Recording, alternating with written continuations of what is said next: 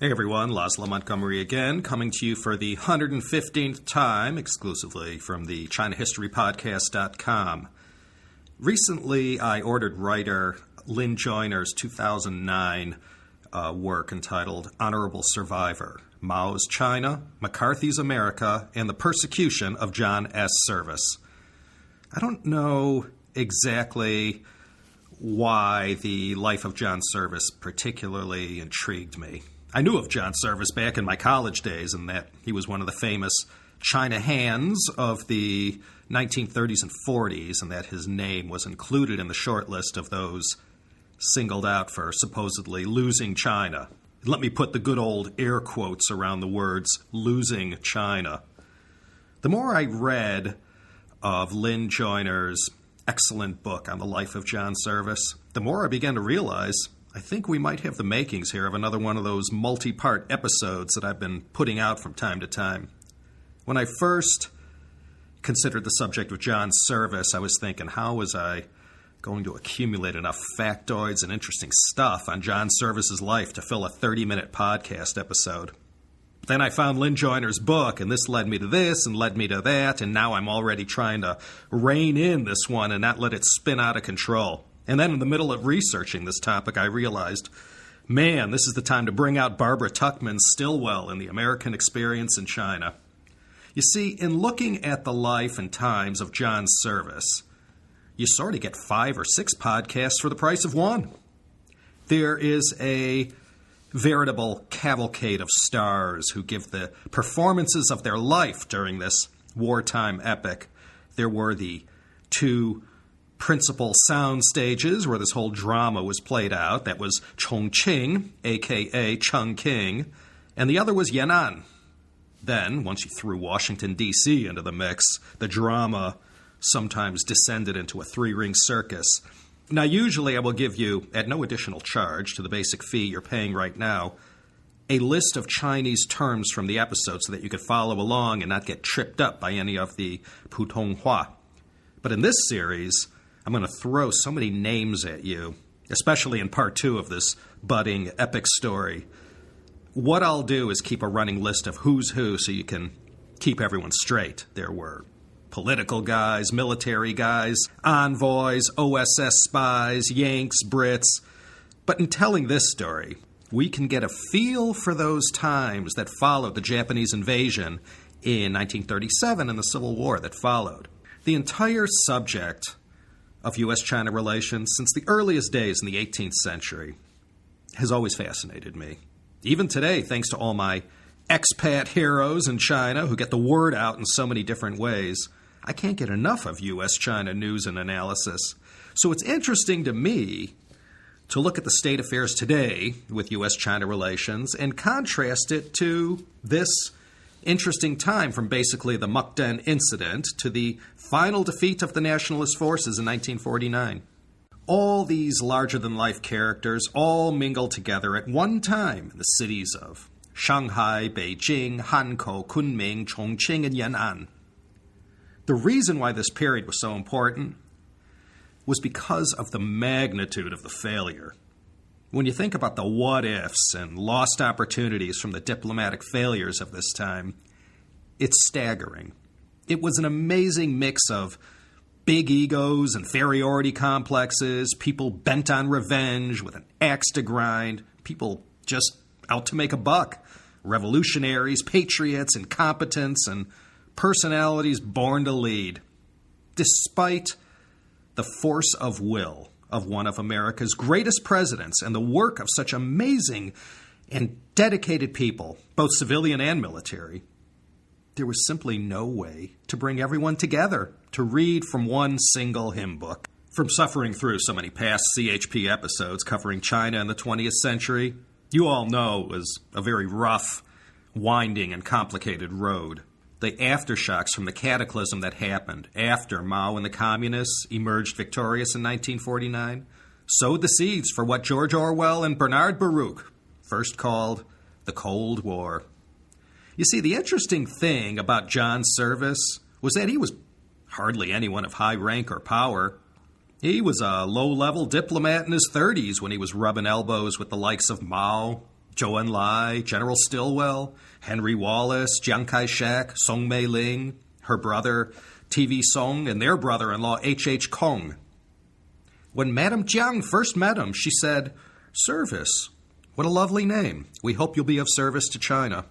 He was born in China, spoke Chinese, and had all the necessary sensibilities, sensitivities, and smarts that allowed him to be accepted by most Chinese. He wasn't a hero or giant in his field. He was a man with flaws and weaknesses. He made some bad choices in his life. He became one of the more celebrated victims of the McCarthy era that began with the Wheeling speech, I guess, on February 9th, 1950. This is just 4 months after Mao declared the founding of the PRC. I told the story of Nixon's visit to China back in two of the earliest CHP episodes, number 8 and 9. R.N. shook Mao's hand on February 21st, 1972. What happened between October 1949, when the PRC was established, and this handshake that many say changed the world? Why did it take the United States and China almost 23 years before their leaders came together like they did in 1972? What kept these two superpowers apart, despite the obvious benefits to be gained through mutual cooperation and friendship? Well, like every question of that geopolitical sort, there is a story. And in this story lie the very roots of the holiest of holies in China, the Taiwan Wenti, the matter of Taiwan. If you think this is an emotional issue today, back in the days when John Service was moving back and forth between Chongqing and Yan'an, the hatred, deceit, duplicity, loathing, and mistrust between the Kuokong Liangdang, the KMT and the CCP, was at a full and rolling boil. And no matter who you were, you could only pick one side. There were no fence-sitters when it came to this subject. We all know how this turns out. We all know who the Americans sided with during the Chinese Civil War. In the end, what happened, happened. And from that defeat, from that moment, when so many outraged Americans roared that China had been lost, the Red Scare began in earnest. And with that, the whole nasty, ugly Cold War. We all know how it turns out, but maybe we're a little rusty on how the story unfolded in the late 30s and into the 40s and 50s. So let's look at the life of John Stewart Service, and as we do here at the Royal China History Podcast, we'll put his life in the context of the history that was going on all around him. Today, let's focus on his background and where he came from and how he rose to the level where he was rubbing elbows with some of the most historic men of their time. Like I said, Service was one of those many thousands of Westerners born and raised in China who had mostly made their way there to serve as missionaries or children of missionaries. Service's father, Robert, or Bob as he was called, did a rather gutsy thing back in 1906.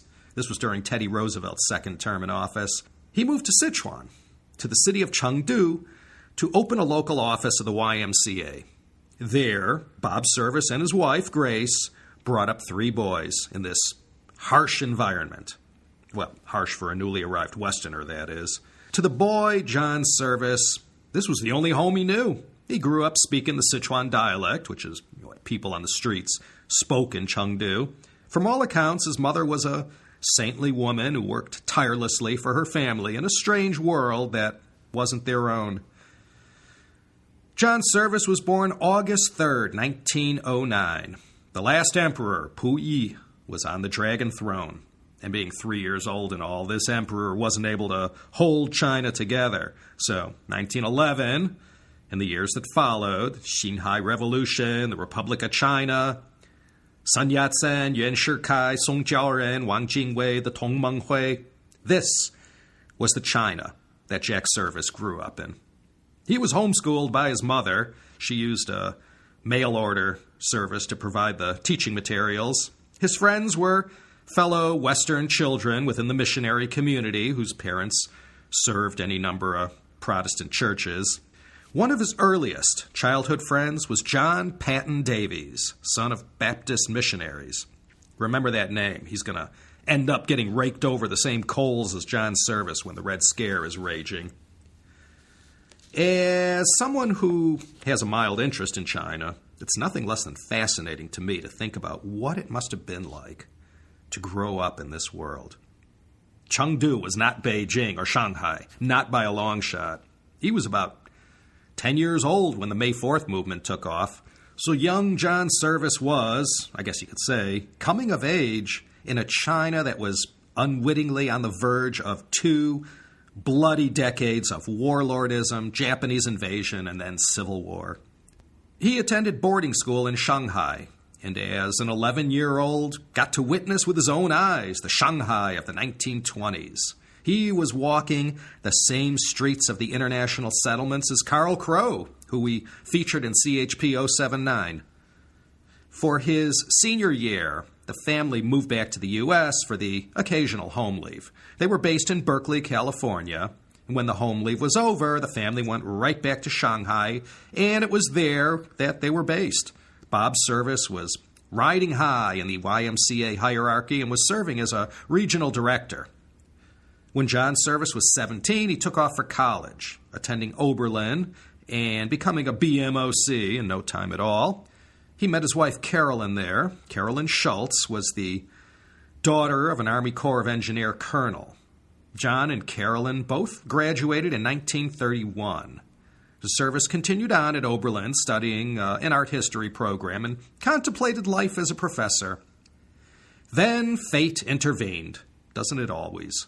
The Japanese military provoked the Mukden incident on 9/18/1931, and that signaled the beginning of what was going to be 14 years of major bloodletting between China and Japan. Not to mention enmity that lasts even to this very day. The Service family escaped the worst of it and reunited in California. That's where John Service learned that his boyhood friend from Chengdu, John Patton Davies, had joined the Foreign Service and was serving in China. I guess for a young 20-something with his unique skill set, this seemed like a good idea to do at the time. John Davies was a lifelong friend, and they shared a lot in common. By early 1933, Service took off for Shanghai to wait out the hiring freeze at the Foreign Service and try and find a way to get in through the back door as a clerk and try to make himself useful and get some priority.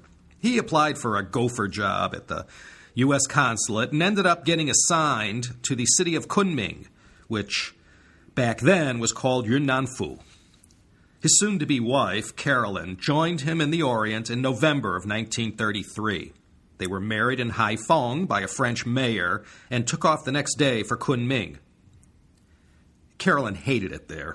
She lasted 6 months before being shipped off to Shanghai to go live with her in-laws and more civilized living conditions and comforts.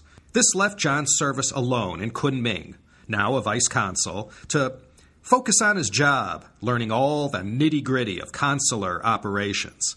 This was his training ground, where he paid his dues and let his natural organizational and communication skills shine. He lost his father in the summer of 1935. On the heels of this personal tragedy, the federal hiring freeze at the State Department was lifted. And before long, he was part of the China unit to the U.S. Foreign Service. John and Carolyn Service packed up and headed north to Beijing, where he began intensive language training. During this Beijing period in his life, he's still only 26, 27 years old. The Japanese are driving everyone crazy with their antics in North China, especially in the new puppet nation of Manchukuo. It's during this period, in the fall of 1936, that Service hears Edgar Snow speak about his 3-month stay in Yan'an, immortalized in his groundbreaking book, Red Star Over China. This is the first time John Service hears about what the communists were doing up in their Shanxi, northern China stronghold. He's very intrigued with what he hears. Edgar Snow introduced the communists to the world, but at this early stage, no one was taking them seriously yet. That will change on December 12, 1936, when we have the Xi'an incident. I'll cover this in another podcast one of these years. Chiang Kai-shek is kidnapped and sort of frog-marched into signing a cooperation agreement with the communists where they would join forces to defeat the Japanese. There followed about 6 months of reluctant cooperation that, fortunately for the communists, allowed them to catch a breather and consolidate their position in the north. Then, July 7th, 1937, the Marco Polo Bridge incident. The Second Sino-Japanese War starts, and it's non-stop misery in China for the next 8 years. It just so happens John Service was not too far away from the Marco Polo Bridge when the shooting started. He was still in Beijing, recovering from a bout of yellow fever, and heard the gunfire as he lay in his hospital bed. With these Japanese hostilities now in full swing, the U.S. government asked all American dependents the following month to get out of Dodge. Carolyn took their 2 kids back to America, where they waited out the crisis at her parents' place in Berkeley. John Service spent his Beijing period studying the language intensively and gathered information for the government in Washington about what was going down in China. The last weeks of 1937 and into 1938 witnessed the worst of the Japanese atrocities in China. The China government had to abandon Nanjing in the face of the onslaught, and they retreated upriver to the city of Hankou, one of the 3 cities that makes up the metropolis we know as Wuhan. There, the Chiang Kai-shek government did their best to show a brave face. The fantastical myth of the nationalists, led by Generalissimo Chiang Kai-shek, bravely facing down the Japanese alone with no help or support of any Western nation, began to be constructed. And the chief architect of that myth was none other than Henry Luce. We'll hear more about him later. He's going to become one of the, if not the, most outspoken proponent of the Chiang regime and free China. Right about now, end of 1937 into 1938, Chiang Kai-shek launched his secret weapon on the unsuspecting. This was none other than his wife, Song Mei-ling. Over the next several years, she is going to play a starring role as the face of China during all the chaos and brutality that was happening all over the country. She used every drop of her formidable charm to raise money and garner support for the cause of free China in their lone fight against the vicious and destructive Japanese military machine. This is where Claire Chennault and the Flying Tigers are called in personally by Madame Jiang to assist in training Chinese pilots and to contribute to the desperate war effort. This is also where Chennault's commanding officer starts writing his name into the history books. This was none other than General Joseph Warren Stilwell, a.k.a. Vinegar Joe, a.k.a. Uncle Joe. General Stilwell is going to play one of the starring roles in the political and military drama that is going to unfold between the United States and China between 1935 and 1944. He had served 3 tours of duty in China and was fluent in Mandarin. He had been around China since 1911. In U.S. military lore, there are endless stories about General Stilwell. A West Point grad, a decorated World War I veteran. He was a soldier's soldier and a great strategist. He told it like it was and suffered no fools. And famously, it's his impatient and tell-it-like-it-is attitude that turned Chiang Kai-shek into his biggest enemy. But we'll get to that later. From 1935 to 1939, Stilwell served as a military attaché working out of the U.S. legation in Beijing. He began to take stock of the situation at once and tried to get a handle on what they were up against as far as the Japanese were concerned. This is where Stilwell got a first look at the communists as a fighting force. It had been more than 10 years since Jiang, with the help of the Green Gang, flushed out all the communists out of Shanghai. April 12, 1927, is when the Shanghai Massacre commences. There was no love lost between the nationalists and communists, and it seemed, maybe, just maybe, these 2 sworn enemies to the death might join together now to fight their common enemy, the Japanese. But, this cooperation, it was never meant to be. Even after the Xi'an incident in December 1936, It was always a sham. Despite the hardcore persuasion of the Americans, led by FDR and his advisors and envoys, there was no way in the world that you were going to get these two polar opposites to bury the hatchet and join up for the sake of the country. And it was an endless source of frustration for Jiang and all the nationalists that they couldn't get the Americans to see that. Americans appeared utterly oblivious to the history, the backstory, and the recent incidents that created the whole dynamic that existed between these two foes. This whole matter of the KMT and the CCP and all that bad blood went back almost to the time of the party's founding in 1921. Now, in wartime China, they both played this game with the Americans until the end of the war. The game was called, let's dupe these Americans into thinking we're going to try and get along and fight the common enemy. But in the end, forget it. As far as control of China went, there was only going to be one winner left standing in the end. And Mao was no less determined than Jiang to be that last man standing. I can't speak for the KMT's intel, but as far as the USA was concerned, no one back then knew anything about Mao Zedong and his merry men who had already gone on their long march and were establishing their base in northern Shanxi in Yan'an. The Americans were curious about Mao and what the Red Army was able to accomplish without any outside support. The first one to try and establish contact with the communists was Jack Service's boyhood friend from Chengdu, John Davies. He was one of the earliest diplomats to be saying, hey, we ought to get to know these guys. Jack Service got himself transferred to Shanghai, where he served in the U.S. consulate there. The Japanese were in firm control of the city.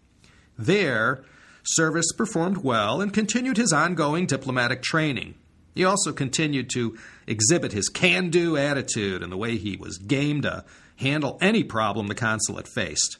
He worked side by side with John Carter Vincent, who, like Service, would later on be considered one of the China hands of this period.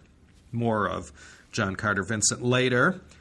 The Japanese took Hankou on October 28, 29, 1938. The city had served as a temporary resting spot for the China government, but once the heat got turned on too high, they had to move further west to Chongqing, about 600 miles away. There in Chongqing, they set up the nationalist government apparatus, and it was from here that the wartime government held fast. And the city would face merciless bombing raids that went on until the Japanese could no longer fight. Once things got too dicey, Jack's family was evacuated again. They had come back when things had calmed down somewhat, but now was no time to risk the lives of his whole family, so he sent them back to America to wait out the crisis and plunged headfirst into the endless hours of work as third secretary of the U.S. Embassy in Chongqing. You know, during these early years of their marriage, and even when the kids started coming, John and Carolyn's Service were apart constantly for long periods of time. And another thing about John's Service, by the way, he was great at writing reports, but not too good at writing home. In Shanghai, by the way, he worked under Clarence E. Gauss. Gauss was a long-time Foreign Service veteran of China, serving as a diplomat in China between 1912 and 1944, the last 3 years as U.S. ambassador to China. He served briefly also as a minister to Australia before Roosevelt sent him back to China to serve as the wartime ambassador there. He was a no-nonsense, brilliant, and capable diplomat, though he didn't speak Chinese. The fantasy of KMT, CCP cooperation to please the Americans was still in full swing. The hatred between the two opposing sides was as hot as any rivalry or feud. But FDR and the State Department could not let go of that thing that they had about the CCP and KMT joining together and fighting side by side against the Japanese. They didn't know back in 1943 what we know now about the futility of getting these two sides to come together back then. Now, in retrospect, we can all say, what were these guys thinking? Back then, there was this naivete about the dynamic in China. The history of these two groups, the KMT and the CCP, the whole situation on the ground in the cities, the villages. You'd be surprised at the magnitude of the ignorance about China in the halls of power in Washington in the 1930s and 40s. And I hate to say this, most of all, I guess, with our indestructible four-term 32nd president, Franklin Delano Roosevelt. The questions they asked, the things they assumed, the orders they gave, and other utterances recorded down that made it down to this present day. I'm sure on both sides, KMT and CCP, these guys must have thought, man, these Americans don't know diddly squat about anything here in China. This was going to be a winner-take-all fight, and it seemed only Jiang, Mao, and their people knew it. For the sake of appearances and to stick close to the Americans for the sake of possible support, the CCP kept a representative in KMT-controlled Chongqing, and this rep's name was none other than Zhou Enlai. And it didn't take long for John Service to meet with Zhou. The U.S., as anyone who listens to Ray Harris Jr.'s brilliant masterpiece of a podcast series will know, took a long time to get in the war. Hitler invaded Poland in September 1939. It took until Pearl Harbor in December 41 for the U.S. to declare war on the Axis powers. Before then, the U.S. was neutral. Well, neutral and not neutral. We knew who we had our money on, but nothing overt was done until now. March of 1941, the act to further promote the defense of the USA was passed by the U.S. Congress. This became known as Lend-Lease. A lot of crooks got rich off this. If anyone in the present day thinks what happened in Iraq was the first time U.S. contractors ripped off the taxpayers, guess again. The benefits of the Lend-Lease program were first meant to help out our erstwhile allies and European cousins, the British, but now FDR had it extended to the Chinese and the Russians. Now, only 3% of the $50 billion that the U.S. gave in Lend-Lease support actually went to China. And of that 3%, how much of that was wasted or ended up in some corrupt official's pocket was staggering. It wasn't just the KMT officials and military top brass who were getting rich off of this. Plenty of Americans, too, were in on it, and I don't have all the figures, but plenty of stuff fell off the back of the truck and was sold to the highest bidders in the black markets of China. A company was set up to deal with all the minutiae of actually getting the supplies, materiel, and whatnot from the U.S. to the hands of the Chinese and Americans on the other end, who distributed everything to where it was needed most, or yielded the highest profit, I guess, in most cases. The company was called the China Defense Supply Company, and to make sure everything was kept honest, they made TV Song the sole agent, with Tommy the Cork Corcoran as general counsel. Tommy the Cork was one of FDR's kitchen cabinet, to use a term from the Reagan era. The guy in charge of Lend-Lease, and for the time being, was FDR's economic advisor, Lachlan Curry. And for the time being, he was FDR's main point man for all things China. Lachlan Curry was actually Canadian by birth, and I'd say he's a little-known but quite controversial bloke from mid-20th century U.S. history. He had been sent to Chongqing by Roosevelt earlier to meet with the two leading representatives of the KMT and CCP there, namely Chiang Kai-shek and Zhou Enlai. And it was from this visit, after meeting with Jiang and Zhou, made by Curry, that Lend-Lease got switched on in China. They both let this presidential envoy know they needed help fast or they'd be overrun by the Japanese. Curry, in his naivete, came back from this fact-finding trip and convinced Roosevelt that Chiang Kai-shek seemed to be teetering between installing a dictatorship or possibly going the American way, a liberal democracy with all the fruits, nuts, sugar, and fixins.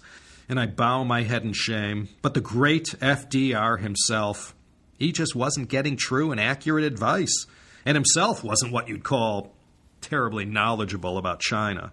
So Curry urged FDR to send a special advisor to Jiang to keep him on staff there to hang around the Generalissimo and keep the White House informed on all the latest chatter and buzz going on in wartime Chongqing.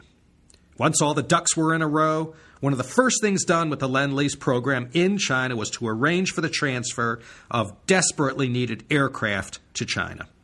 along with 100 pilots, who formed the First American Volunteer Group, the AVG. And they have been immortalized in the history books, Hollywood, and corporate America as the Flying Tigers, who were led by General Claire Chennault. In a nutshell, their mission impossible was to defend the Chinese against the Japanese. My first job out of college was with the Flying Tiger line.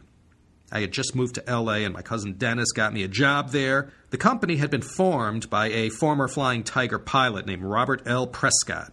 FedEx bought them in 1989, and that's when I skedaddled from the company and moved to Hong Kong. Anyway, the Americans find out right quick they had to handle Chiang Kai-shek like he was a loaded keg of dynamite. The prevailing attitude in the early part of the war in 1941 was to keep stroking his ego, make nice, make promises, and keep the generalissimo in the war, tying down the Japanese. At all costs, they had to prevent the Japanese war machine from just steamrolling all over the place. This would allow the Japanese military planners to free up troops and equipment that could be used elsewhere. I'll repeat that because that was key to American strategy. They had to keep Chiang in the game and offering up resistance to the Japanese military. And the problem that provided the constant source of disagreement and frustration for U.S.-China relations at the time was Chiang was more intent on using the resources available to him at the time to finishing off what he failed to do in the Shanghai Massacre than in fighting the Japanese. So into this noxious mix arrived U.S. Ambassador Clarence Gauss and the new presidential special advisor to Chiang Kai-shek, Owen Lattimore. This great China hand grew up in Tianjin, where his parents taught English. He was a scholar's scholar, a great writer, and one of the preeminent Mongolian and Inter-Asian specialists of his day. When FDR called him in to do this job, he had already long established a name for himself as someone who knew China. So at the U.S. mission in Chongqing were Ambassador Gauss, his deputy chief of mission, John Carter Vincent, John Service, and Owen Lattimore. Although Clarence Gauss was not a Mandarin speaker, between all four of those guys, you had a lot of knowledge and understanding about what was going on in China. Of that team of experts, John Service had the best fluency in Mandarin, and this made him a natural go-to guy for many things that came up. One of the things Service did was to prepare a daily cheat sheet of all the news going on in China. Sort of a precursor of Bill Bishop's Sinocism report. Like Bill Bishop's Sinocism, this briefing that Service put together became de rigueur reading for any diplomat wanting to keep tabs on what was really going on in China. John Service was just one of those amazing administrative machines who knew how to churn out reports, handle all kinds of technical communications matters, set up meetings, be a fixer, a handler, and was altogether indispensable to Ambassador Gauss. In the months leading up to Pearl Harbor, everyone did their job and tried to humor Chiang. He was a suspicious character to begin with, but all the secrecy at the embassy and the complications and paranoia caused by having the CCP in the picture and on the rise, seemingly, was doing nothing to advance the cause of U.S.-China relations. You see, the Red Army, by this time in 1941, had managed to make a few headlines with their own victories against the Japanese up in the north. So they were getting a little bit of shine on them, and this, of course, made Chiang Kai-shek furious and more determined than ever to stamp them out. But now that the U.S. of A. was in for a penny and for a pound as far as World War II was concerned, they were trying like crazy to bring the fighting abilities of Mao's Red Army into the fold. That would be a nice addition to the war effort in China. Edgar Snow had already opened up Pandora's box, so everyone knew about them and that they knew how to fight back against the Japanese, and if they couldn't kill Japanese soldiers, they knew how to carry out guerrilla tactics that slowed them down and made the lives of the Japanese miserable. So now that America had declared war on Japan and their allies, it totally changed the dynamic in Chongqing. John Service later recalled, quote, "The Chinese were beside themselves with excitement and pleasure. To them, this meant assurance of victory. They sat back after that and didn't do much. Yeah, old Moneybags was finally in the war, and everyone in Chongqing was positioning themselves to get a piece of the action. And John Stewart Service, 32 years old, was right in the center of the universe as far as the war effort in China went. There's a little sidebar. Lynne Joiner mentions in her book about what a stand-up guy John Service was. Ambassador Gauss had managed to procure a new car for the embassy use in Chongqing. The problem was that the car was down in Rangoon, Burma. Remember, when the Japanese bombed Pearl Harbor, they didn't stop there.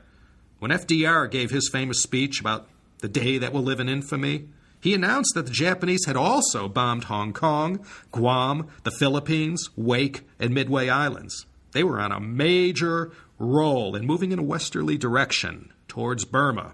Natural resources heaven. So Service said to his boss, the ambassador, "Hey man, don't worry. I'll head south to Rangoon, pick up the car, and drive it back before the Japanese swarm in and all hell breaks loose." He arrived in Rangoon, which was already feeling the stress of the impending Japanese invasion. Air raids were already going on. Service found the car and drove the whole Burma Road for 3 weeks back to Ambassador Gauss and brought the cigar-chomping diplomat 3,000 cigars in the boot of his car. As 1942 dawned, Chiang Kai-shek did something he would live to regret. He told FDR that the president should send an American to serve as part of the Allied military command in China that, FDR had just given to Jiang. This is where Vinegar Joe enters the story again. Jiang is going to learn to hate this guy. Their feud was legendary in the annals of World War II history where China was concerned. You see, I explained Stilwell's personality, a combination of military brilliance, guts, experience, and a blunt, outspoken style. A guy like Stilwell, with all his years in China and fluent in the language, he had to have known he was crossing the line as far as li mao was concerned, or etiquette. You see, by now, Stilwell had seen enough. He had come to know both sides quite well, and at that time in 1942, he considered the KMT as rotten, self-serving, and ineffective as a military force. Jiang's plan was the best-known secret amongst the cognoscenti. He was using his numerical superiority in the field to pen the Red Army in and not let them scatter from their stronghold in the north.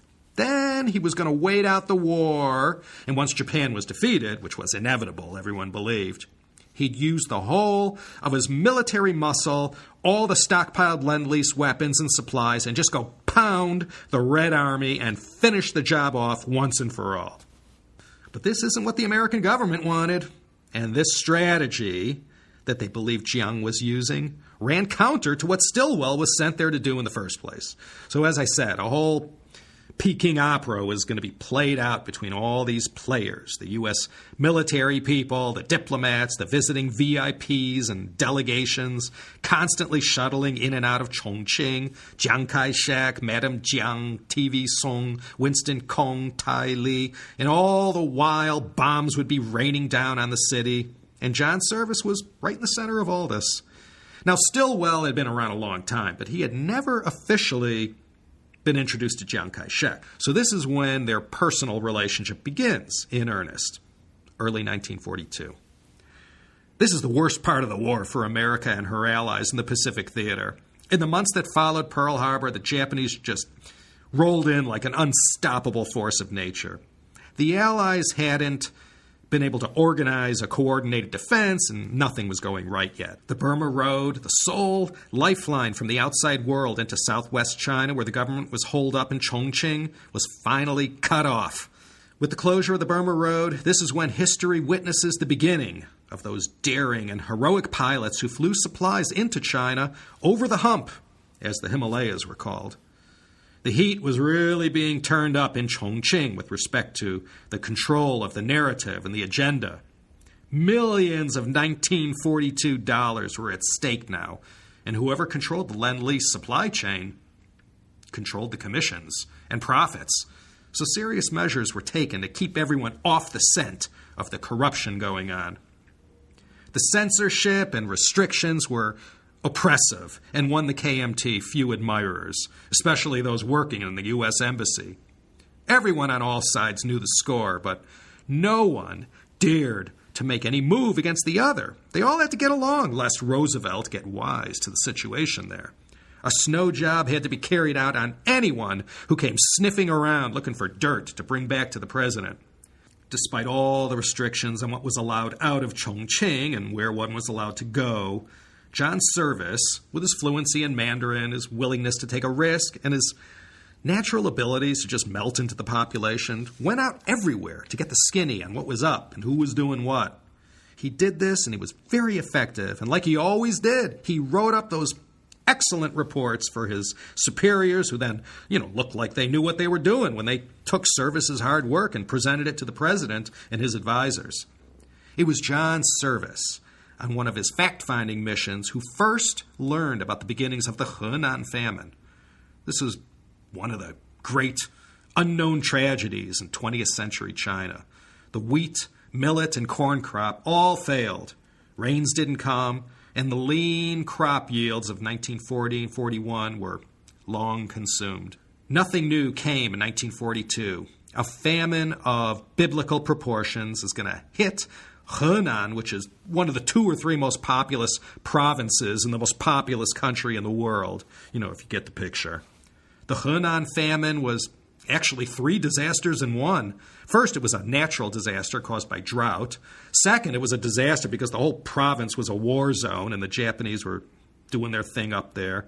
Then the third disaster was the policies of opportunistic KMT officials who did nothing to provide aid to famine victims and, in fact, ended up carrying out a brutal and repressive tax policy that left the farmers with nothing. And before you know it, it was like the Great Leap Forward that would follow 17 years later. No one was left standing who could pull a plow or work the fields. By the time this famine wound down, in 1944, 3 million Hunan Ren had died of starvation. John Service brought word back to Chongqing of what was going on in Hunan. And when he filed his report, which made it all the way to the top, detailing the extent of the human tragedy taking place, he placed blame on the nationalist government for exacerbating an already horrific situation. Well, if he wasn't a marked man already, he was now. The KMT censors and intelligence community stopped at nothing to prevent reports like this from getting out. Something of this magnitude had to be suppressed, lest those on the outside learn that the nationalists couldn't or wouldn't deal with it. After hearing from Service about this famine, Time correspondent Theodore White went all over Hunan and reported on the extent of the disaster there. His March 1943 article in Time magazine was a wake-up call to the American public that something was going on in China that didn't reflect well on the ones in charge. It all just made Chiang Kai-shek that much more paranoid when news like this got out. Okay, let's call it a day. Right here in early 1942, we have the whole setup now for the life and career of John Service. In part 2 of this series, it may finish in 2 or perhaps go to 3, who knows. We'll look at the whole continuing saga of U.S.-China relations during the war years and right after. More of Uncle Joe, the Dixie Mission, and of course, I know you're all anxious for Patrick Hurley to make his grand entrance. Clear divisions are drawn. Everyone has taken sides. You're either pro-Jiang or you're not. And if you're not, there's a good chance you were sympathetic to the communists. And the word communism, although certainly nothing good about that in the mainstream American psyche back in the 30s and 40s, but it did not have nearly the stink or taint that it did in the 1950s in the McCarthy era. So as John Service cozies up more with the CCP and gets totally involved in the Dixie Mission and the whole radioactive fallout of Patrick Hurley's presence in China, he's going to find himself in boiling hot water when the witch hunts commence. So, hang in there. And in the next episode, number 116, we will continue on where we left off here at the Royal China History Podcast. This is a good story, isn't it? There are so many documents, interviews, books, private papers, memoirs, you name it, from this time. So all the dirt flying back and forth in Chongqing during the war years make fascinating reading for anyone with the time and curiosity to check out all those documents. Great Seneca podcast, this last one from April 4th on the transgressions of Apple Computer, and a rare appearance by David Wolf, which is always an unexpected treat. And Kaiser and Jeremy also have a new and insightful China hand, who I've never heard of before, Laurie Burkett from the WSJ. Wow, DL that one if you have any interest whatsoever in the China consumer market. Great discussion. We'll be back next week to look at John Service and the China hands of yesteryear. If we get to it in part 2, we'll show how these men were torn down and destroyed because they, I guess in a way, did much the same thing Seneca and many other China hands today are doing.